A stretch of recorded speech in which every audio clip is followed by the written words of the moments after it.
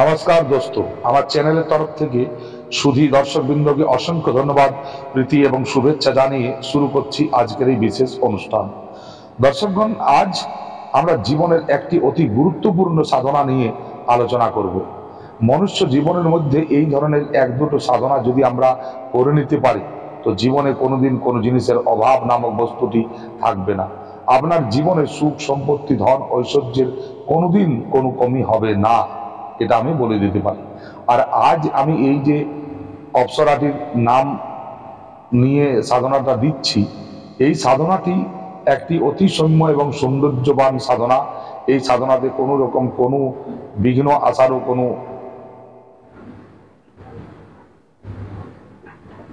দোষ নেই, কারণ এই সাধনাতে আপনাকে কোনো কিছু এমন বিশেষ আড়ম্বর করতে হবে না। এই সাধনাতে সামান্য জিনিসের দরকার হয় এবং সামান্য কিছু পরিশ্রম করলে আপনি এই সাধনায় 100 নয় 1000% উত্তীর্ণ হবেন এবং হবেন। দর্শকগণ, এই যে ফটোতে আপনারা দেখছেন, এই ধরনের যে অপ্সরা যখন আপনার কাছে আসবে, তখন আপনাকে সংযমিত হতে হবে। অপ্সরার চোখের দিকে তাকিয়ে আপনি একটা এমন জিনিস ফিল করবেন যা জীবনে কোনোদিন করেননি। আপনি মদমস্ত হয়ে যাবেন, আপনি নিজেকে কন্ট্রোল রাখতে পারবেন না। কিন্তু যদি আপনি গুরুর কথা মতো বা গুরুর মার্গদর্শন যেভাবে তিনি করেছেন সেইভাবে যদি চলেন, তো অতি অবশ্যই আপনি সব জিনিসটাকে কন্ট্রোল করতে পারবেন।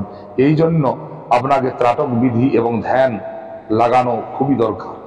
ধ্যান ছাড়া এইসব কাজ করা চলবে না। আপনি যখন অপ্সরার সাধনা করবেন, দেখবেন আপনাকে প্রচন্ড পরিমাণে ঘুম আসছে। এই নিদ্রা অবস্থাতেই ওই সব অপ্সরা এসে আপনাকে দর্শন দেন এবং এই সময় আপনাকে সংযমিত থাকতে হবে। তার রূপ লাবণ্যে মোহিত হওয়া চলবে না এবং যে কোনো পরিস্থিতিতেই হোক না কেন আপনার আসন ছেড়ে ওঠা চলবে না। এই সাধনাটি মূলত 11 দিনের সাধনা। প্রতিদিন 11 মালা করে মন্ত্র আপনাকে জপ করতে হবে। এই সাধনাতে স্রেফ একটি অপ্সরা যন্ত্র, অপ্সরা মন্ত্র জপের মালা, একটি রক্ষামালা এবং দেশি ঘির প্রদীপ এবং দুধের তৈরি মিষ্টান্ন ভোগ, গোলাপের ইত্র, গোলাপ ফুল, এইসব জিনিসগুলো দরকার। এই সাধনাতে হলুদ রঙের কাপড় এবং সাদা রঙের কাপড়ই আপনারা পরিধান করবেন বা ব্যবহার করবেন। দর্শকগণ, সর্বপ্রথম আপনারা এই সাধনাটি করার জন্য নিজেকে মন থেকে তৈরি হতে হবে এবং বিশ্বাস রাখতে হবে যে আমি এই সাধনা করব এবং এই সাধনায় 100% সফল হব। কারণ এই সাধনাগুলোর ব্যক্তিগত মূলত জিনিস হলো বিশ্বাস। যাদের বিশ্বাস নেই তারা এইসব ভিডিও দেখবেন না বা কোনো রকম কোনো উল্টো মন্তব্য করবেন না। দর্শকগণ, এই সাধনা বিশ্বাসের উপর ভিত্তি করেই সাধিত হয়। এই যে অপ্সরার নাম, এই অপ্সরার নাম হলো ললিতা অপ্সরা। এই ললিতা অপ্সরা যক্ষকুলেরও নিচে অর্থাৎ আমাদের ভূপৃষ্ঠের সামনাসামনি বিচরণ করে বেড়ায়। যখন কোনো সাধক তার মন্ত্র জপ করে, সে 1000% গ্যারান্টি দিয়ে বলতে পারি আপনার কাছে আসবেই আসবেই এবং আসবেই। আপনি এই সাধনাটি করার জন্য বিশেষ কোনো আড়ম্বর করবেন না। একটি নর্মাল সাত্ত্বিক জীবনযাপনের মাধ্যমে আপনাকে এই সাধনা করতে হবে। সাধনা চলাকালীন কোনো রকম কোনো মাদক দ্রব্য নেশার দ্রব্য ব্যবহার করবেন না, যাতে করে আপনার সাধনায় বিঘ্ন ঘটে। তো দর্শকগণ, এই সাধনা করার জন্য আপনি একটি একান্ত রুমে শুক্লপক্ষের অষ্টমী তিথি থেকে এই সাধনা শুরু করবেন। এই সাধনা করার সময় আপনার মুখ হবে উত্তর দিকে, পুরো ফটোর মুখ হবে দক্ষিণ দিকে। উত্তর দিকে মুখ করে আপনি বসবেন এবং দেবীর সম্মুখ আরাধনা করবেন। দর্শকগণ, এই ললিতা অপ্সরা মানুষের জীবনে প্রচন্ড পরিমাণে প্রভাব বিস্তার করে। যেমন আপনার জীবন থেকে বিভিন্ন ধরনের কষ্টকে সে হরণ করতে পারে। এর মধ্যে কিছু অলৌকিক ক্ষমতা, যে ক্ষমতার মাধ্যমে আপনাকে সে একজন বড় তান্ত্রিকও বানিয়ে দিতে পারে, বড় মান্ত্রিক বানাতে পারে বা বড় যে কোনো জিনিস বানিয়ে দিতে পারে। অর্থাৎ এই অপ্সরার সাধনা করলে আপনি যদি আধ্যাত্মিক ক্ষেত্রে রুচি রেখে আগে যেতে চান তো আপনি তার রাস্তা পাবেন এবং আপনি অনেক আগে যেতে পারবেন। দর্শকগণ, এই সাধনা করার জন্য সর্বপ্রথম আপনাকে স্নান করে নিবৃত্ত হয়ে একটি একান্ত রুমে বসে আপনাকে উত্তরমুখী হয়ে বসবেন। বসার পরে ওই আপনার সামনে একটি কাঠের চৌকি বিছিয়ে সেই চৌকির উপর আপনি হলুদ রঙের কাপড় বিছিয়ে দেবেন। বিছানোর পর ওই হলুদ রঙের কাপড়ের উপর আপনি ফটোটিকে রাখবেন, অপ্সরার ফটোটিকে।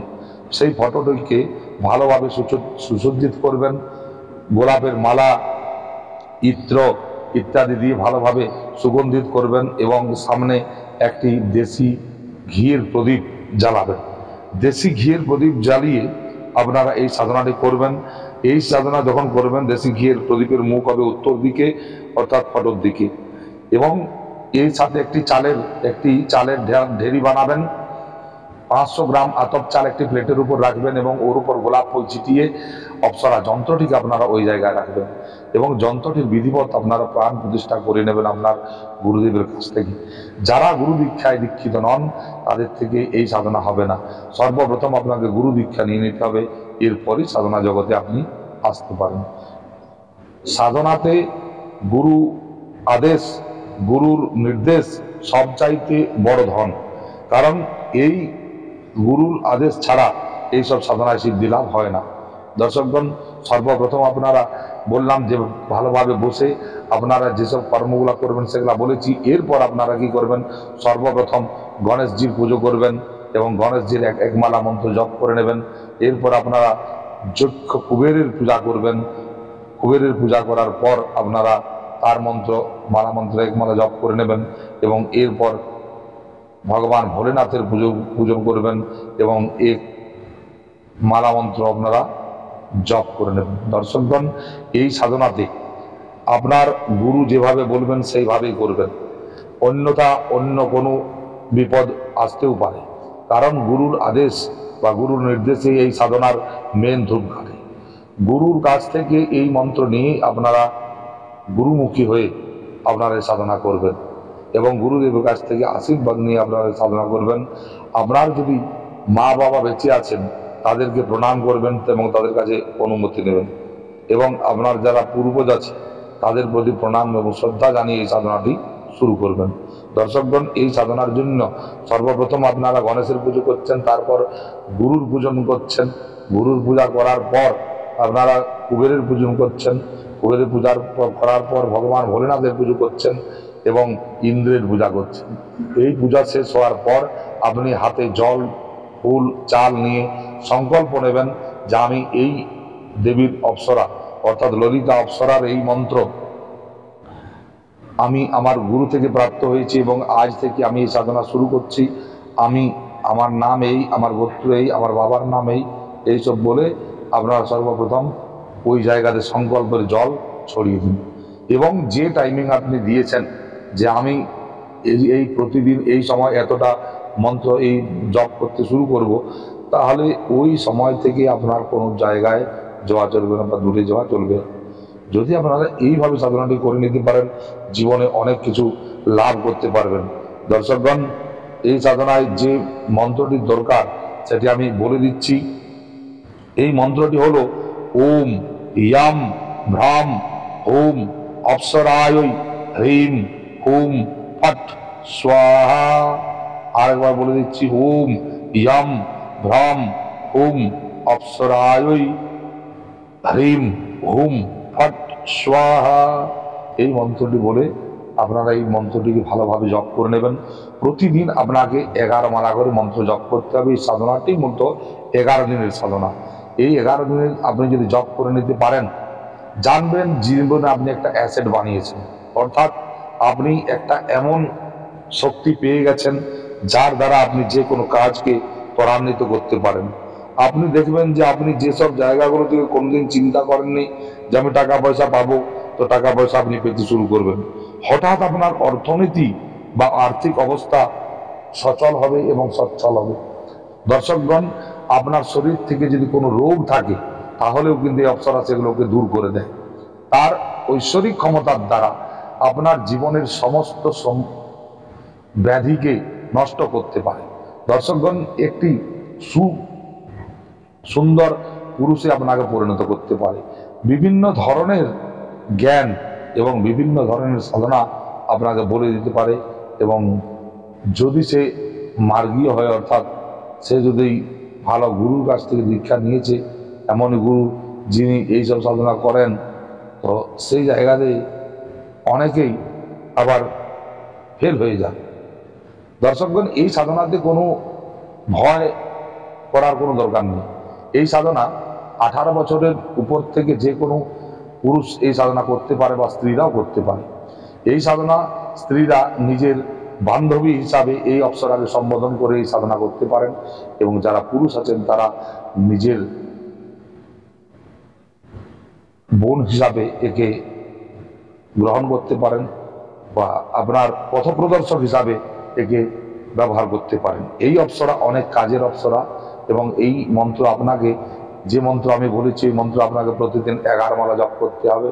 এরপরেই কিন্তু এই সাধনায় সিদ্ধি লাভ সম্ভব। একবার সিদ্ধিটা করে নিন, জীবনে আর কোনোদিন পিছন ফিরে তাকাতে হবে না। আপনাকে করোড়পতি বানিয়ে দিতে পারে এই অপ্সরা। এই অপ্সরা সাধনা সবার পক্ষে সম্ভব নয়, তাই সবাই করে না। না হলে আমাদের হয়তো নম্বরও আসতো না।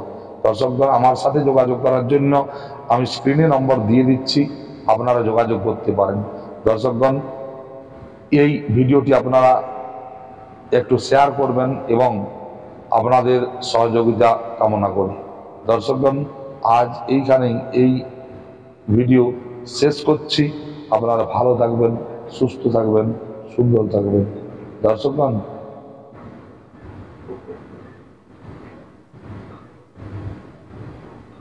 দর্শকগণ, এই সাধনাটি আমি যেভাবে বললাম সেইভাবে করবেন এবং আপনারা ভালো থাকবেন। জয় তারা, জয় তারা, জয় জয়।